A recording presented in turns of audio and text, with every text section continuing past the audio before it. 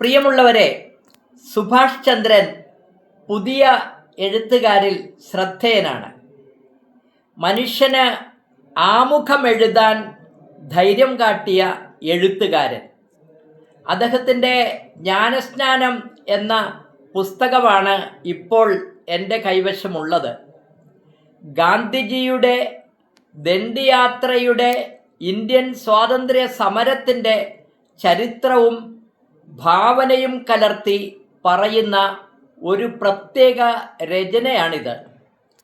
മാമോദീസായെക്കുറിച്ചുള്ള പുസ്തകമാണെന്ന് കരുതിയാണ് ഞാൻ ഈ പുസ്തകം എടുത്തു നോക്കിയത്.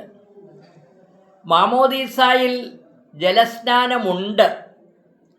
ദണ്ഡിയാത്രയും ഉപ്പ് സത്യാഗ്രഹവും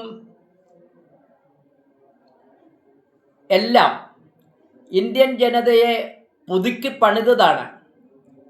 എം.എൻ. കാരശ്ശേരി നിങ്ങൾ ഭൂമിയുടെ ഉപ്പാകുന്നു എന്ന പേരിൽ ഈ ഗ്രന്ഥത്തിൽ എഴുതിയ ആമുഖക്കുറിപ്പിൽ നിന്ന് ഒരു വരി കേൾക്കുക. സ്വാതന്ത്ര്യാനന്തര തലമുറയുടെ പ്രതിനിധിയാണ് സുഭാഷ് ചന്ദ്രൻ. ആ സമൂഹത്തിൽ നിന്ന് ദേശീയ സമരത്തിൻ്റെ ചൈതന്യം ആവഹിക്കുന്ന ഒരു കഥ വരുന്നു എന്നത് ശ്രദ്ധേയമാണ്. പിൽക്കാലത്ത് രൂപം കൊള്ളാനിരിക്കുന്ന മതേതര ഇന്ത്യ ഏത് വിധമാകണം എന്ന് വ്യക്തമാക്കിക്കൊണ്ട് സാമുദായിക സൗഹാർദ്ദവും പരസ്പര ധാരണയും ത്യാഗ മനസ്ഥിതിയും പുലരുന്ന ഒരു സംഘത്തിൻ്റെ സഹന സമരത്തിലേക്കുള്ള ഘോഷയാത്രയാണ് സബർമതിയിൽ നിന്ന് പുറപ്പെട്ടത്. ആരെയും ജാതിപ്പേരിലൂടെ പരാമർശിക്കരുത്, വ്യക്തിനാമമേ വിളിക്കാവൂ എന്ന നിഷ്കർഷ അതിൻ്റെ അനേകം അടയാളങ്ങളിൽ ഒന്ന് മാത്രമാണ്. ഈ പുസ്തകം പ്രസാധനം ചെയ്തിരിക്കുന്നത്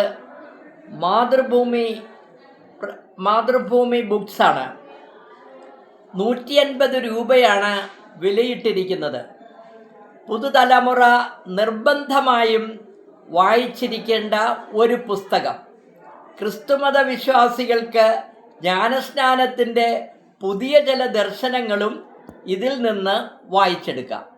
എല്ലാവർക്കും ആശംസകൾ. ഞാൻ ഫാദർ സേവ്യർ കുടിയാംശ്ശേരി.